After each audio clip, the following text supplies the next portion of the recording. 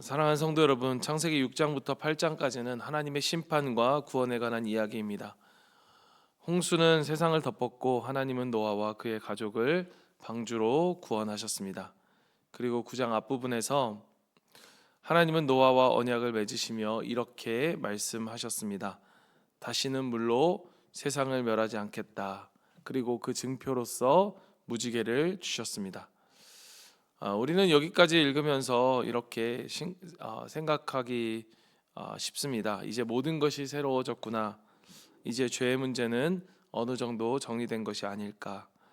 그러나 오늘 본문은 그러한 우리를 아주 솔직하고 정직하게 멈춰 세웁니다. 홍수는 끝났지만 인간의 죄성은 여전히 남아 있음을 성경은 숨기지 않습니다.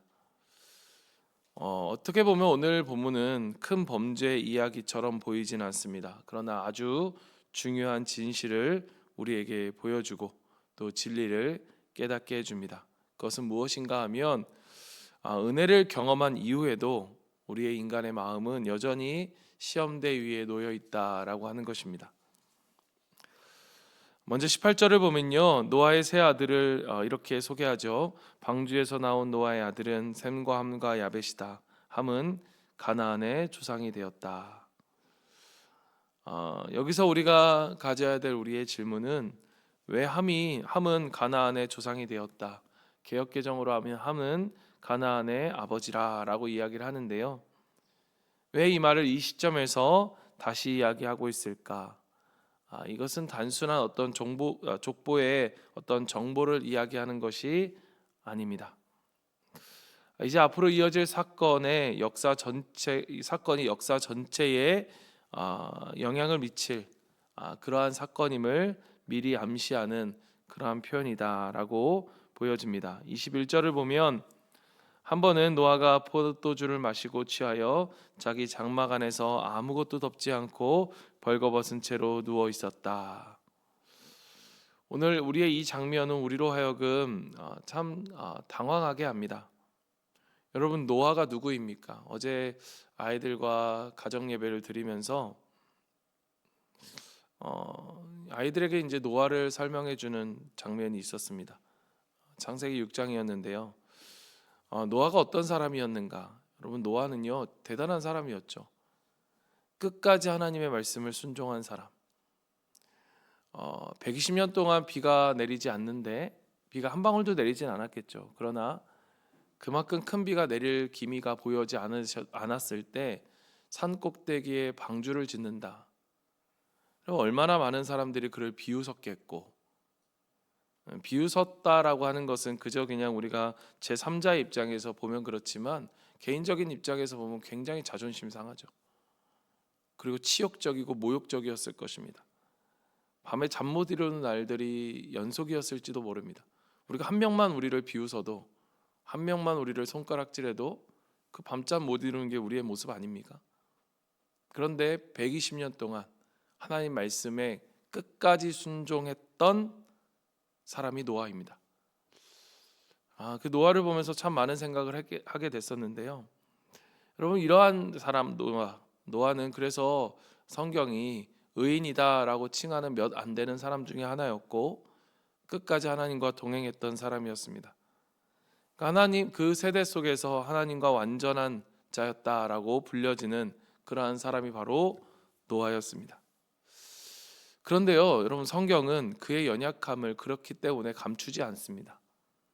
완전한 사람이었으니까 흠이 없어야지 그를 우상화하거나 신성화하지도 않았습니다.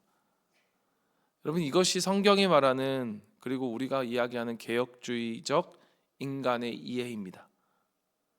우리가 인간은 어떤 존재로 이야기합니까? 전적인 타락. 그리고 하나님은 우리에게 어떤 은혜를 주십니까? 무조건적인 은혜. 그러니까 우리가 의인이라 불려진 것, 노아가 의인이라 불려지는 것은 노아가 완전했기 때문이 아니라 하나님의 은혜로 붙들린 죄인이라는 것입니다. 여러분, 오늘 우리가 이 모습을 보면서 여러분, 우리가 아무리 큰 은혜를 경험했다 할지라도, 여러분, 우리가 목자가 되고 또 목녀가 되고 또 어떤 직분자가 되었다 할지라도, 여러분, 그렇기 때문에 이제는 우리가 더 이상 넘어지지 않는 존재가 되는 것은 아니라는 것입니다. 우리가 은혜 이후의 삶에는 우리가 더 깊은 겸손이 필요한 법이죠.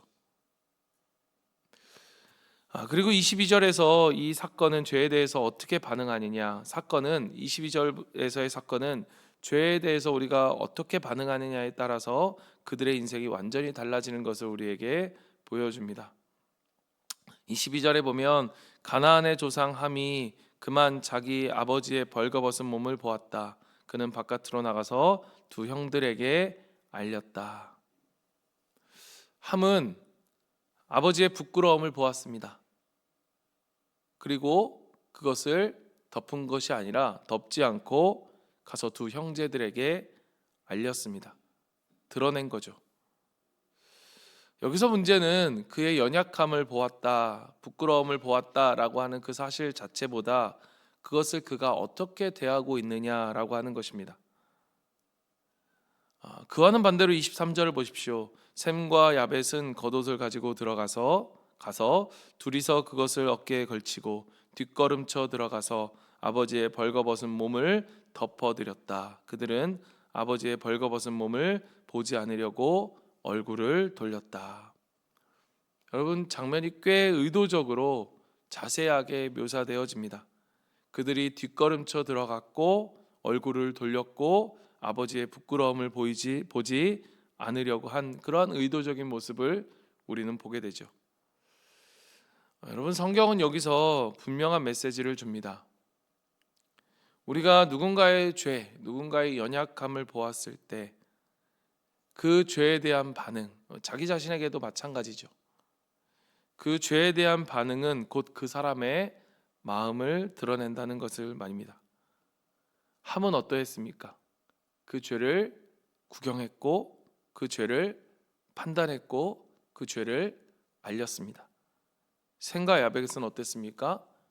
그 죄를 보지 않았고 그 죄를 덮었습니다. 여러분, 우리가 판단하는 것, 우리가 비난하는 것은 쉽습니다. 그게 우리의 본성이기 때문입니다. 그런데 여러분, 우리가 하나님이 우리를 판단하고 비난하고 정죄하는 자로 우리를 부르셨을까? 우리를 그렇게 부르지 않으셨다는 것입니다. 하나님이 우리를 어떻게 부르셨습니까? 우리가 특별 새벽기도를 통해서 우리 모두에게 주셨던, 저와 여러분 저를 포함해서 우리 모두에게 주셨던 하나님의 말씀은 우리로 하여금 하나님은 우리를 화해자로 부르셨고 누군가를 격려하는 격려자로 부르셨고 또 용납하고 용서를 구하고 용서를 받는 자로 부르셨습니다. 우리가 누군가를 바라봄에 있어서 좀 떨어져서 이렇다 저렇다라고 말하는 것은 어려운 일이 아닙니다. 그런데 여러분, 그 안에서 저들의 연약함과 부족함을, 그 죄악됨을, 나의 연약함과 나의 부족함과 나의 죄, 우리의 연약함과 우리의 부족함과 우리의 죄로 끌어안고 기도하며 눈물을 흘리는 것은, 여러분, 그것은 쉽지 않은 거예요. 우리가 교회는 이래, 우리 교회를 떠나서 한국 교회는 이래라고 이야기할 때도 여러분, 한국 교회는 누구입니까? 나를 뺀 나머지의 모든 사람이 한국 교회 아닙니다. 여러분, 사실 한국 교회는 나입니다. 내가 한국 교회고 한국 교회가 나이고, 한국 교회가 이렇다, 교회가 이렇다 말하는 얘기는 사실 다른 말로 말하면 내가 이렇다, 내가 저렇다라고 하는 말과 같습니다. 마치 나는 빼고 나머지 다 아는 사람은 다 그런 것처럼 말하는 것은요, 여러분, 사실 쉽습니다.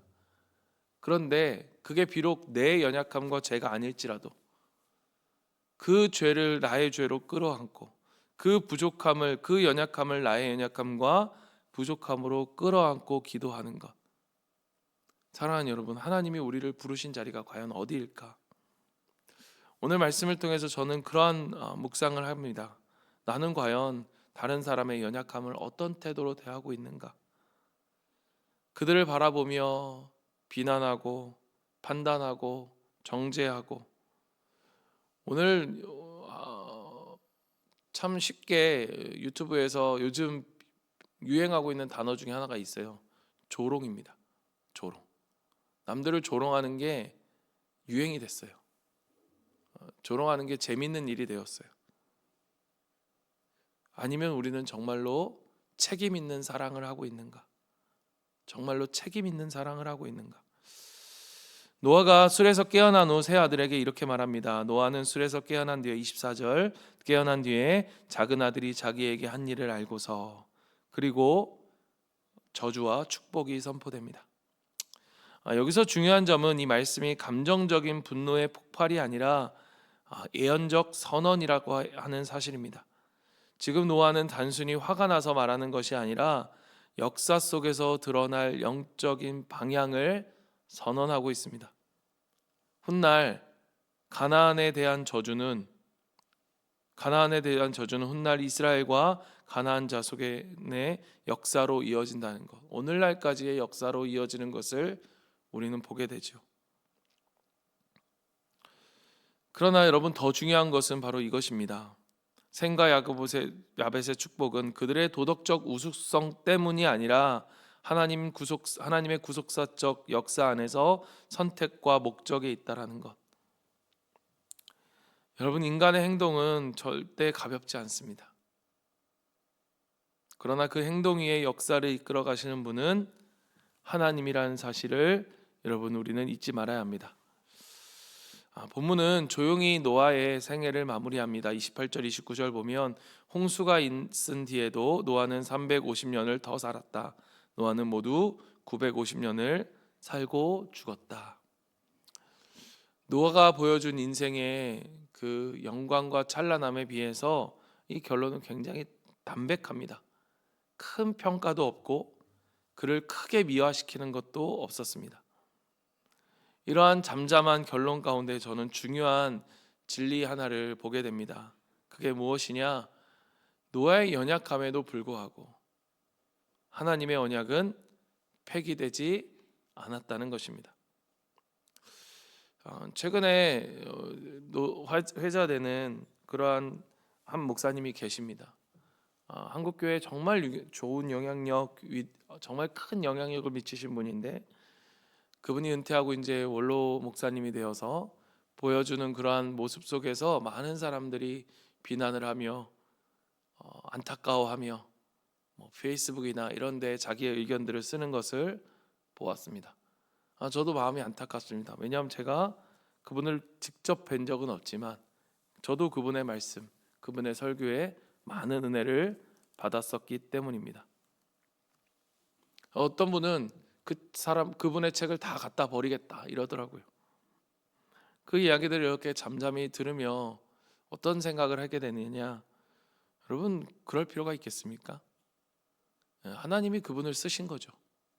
그때는 하나님께서 그분을 사용하셨다고 믿습니다. 여러분 우리의 자신을 보면 우리는 완전한 사람이 아닙니다. 여러분 하나님이 우리를 쓰시고 때로는 인간의 연약함이 그렇게 드러나 그분처럼 그러한 모습들을 우리가 볼 때도 있겠지만 그럼에도 불구하고 우리가 믿고 고백해야 되는 것은 뭐냐? 하나님의 언약은 폐기되지 않는다는 거예요. 그거 우리의 인생에서 고백할 수밖에 없는 우리의 삶 아니겠습니까? 여러분 이게 은혜예요. 이게 은혜 아닙니까? 여러분 우리가 다른 사람의 연약함에는 그토록 냉철하지만 우리의 연약함을 보면 여러분 우리가 드러나지 않아서이지 얼마나 우리 안에 죄와 연약함이 가득합니까? 그러한 우리를 붙드시는 하나님의 은혜. 하나님은 완전한 사람을 통해 언약을 이어가시는 분이 아닙니다. 연약한 사람을 붙드심으로 하나님은 하나님의 언약을 성취하는 분이십니다. 그리고 이 언약이 예수 그리스도 안에서 완성되어집니다. 여러분 오늘 말씀은 이 노아의 연약함을 우리가 보며 우리로 하여금 더 나은 인간에게로 인도하는 것이 아니라 우리를 그럼에도 붙드시는 그 언약의 하나님, 그 그리스도로 우리를 인도하는 것을 우리는 바라봐야 합니다. 말씀을 마칩니다. 여러분 사랑하는 성도 여러분, 오늘 본문은 우리에게 이렇게 묻습니다. 은혜를 경험한 이후 너는 어떻게 살아가고 있는가? 다른 사람의 연약함 앞에서 우리는 어떤 선택을 하고 있습니까?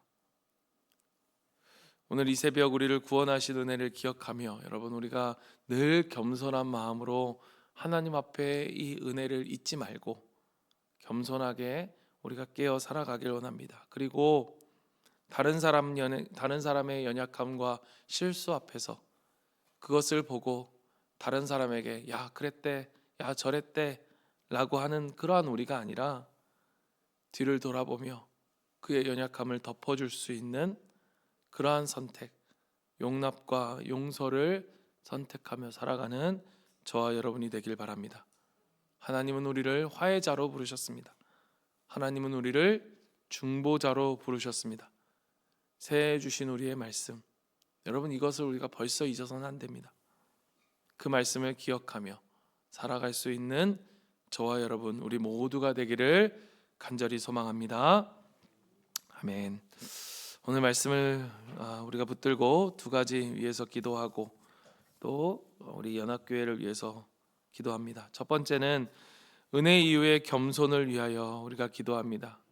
우리가 하나님 앞에 구원받았다는 사실은 우리에게는 아무것도 자랑할 게 없습니다. 우리가 교만할 수 있는 것이 아무것도 없습니다. 그럴 만한 자격이 있어서 받은 구원이 아닙니다. 그렇기에 하나님 앞에 더 깊은 겸손으로 이어지고 하나님 그 구원의 감격과 은혜로 살아가게 해주십시오. 두 번째는 우리가 서로를 돕는 그러한 사랑을 위해 기도합시다.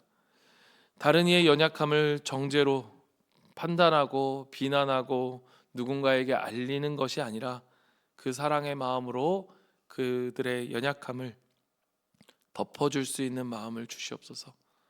판단하고 비난하고 정죄하고 뒷담화를 하는 것이 아니라 하나님 기도하게 하소서. 그들의 죄를 나의 죄로 끌어안고 기도하는 정말 하나님이 기뻐하시는 그러한 우리의 삶이 되고 우리의 교회가 될 수 있도록 도와달라고 기도하시고, 우리가 연합교회를 위해 기도할 때 환우를 위해서 기도해 주시고 하나님 그들의 연약함을 긍휼히 여겨주시고 회복시켜 달라고 기도해 주시며, 또한 여러 가지 이유들로 또 마음의 상처와 아픔이 있는 우리 성도들이 있다면 그들의 이름을 불러가며 기도해 주시고, 또 우리 교회가 정말로 하나님이 기뻐하시는 교회, 그냥 성경이 하라면 하고 성경이 하지 말라면 하지 않는, 정말 말씀대로 우리가 순종하고 말씀대로 나아가는 그러한 교회가 되게 해달라고 기도해 주시고, 그러한 우리 목원들, 우리 자녀들, 우리 목장이 되게 해달라고 우리 이 시간 같이 한번 기도하며 주님 앞에 나아가도록 하겠습니다. 기도하겠습니다.